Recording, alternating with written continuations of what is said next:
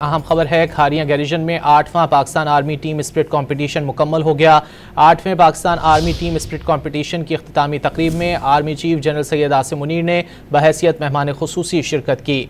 ISPR के मुताबिक मुकाबलों का इनेकाद 14 से 18 अप्रैल तक खारियां गैरिजन में हुआ, जिसमें chief of army staff general Syed Asim Munir ने अख्तामी तकरीब में शिरकत की। मश्क में पाक फौज की 7, पाक बहरिया की 1 और दोस्त ममालिक की 15 टीमों ने हिस्सा लिया।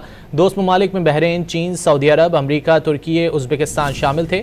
60 घंटे तवील मश्क का मकसद पेशेवराना महारत और तजुर्बात का तबादला था।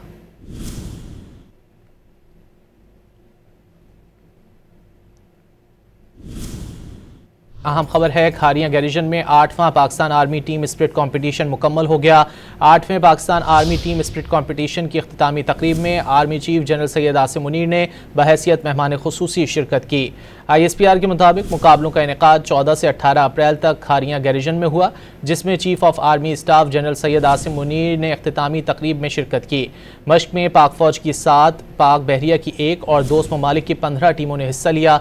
दोस्त ममालिक में बहरीन, चीन, सऊदी अरब, अमरीका, तुर्की, उज़्बेकिस्तान शामिल थे। 60 घंटे तवील मश्क का मकसद पेशेवराना महारत और तजुर्बात का तबादला था।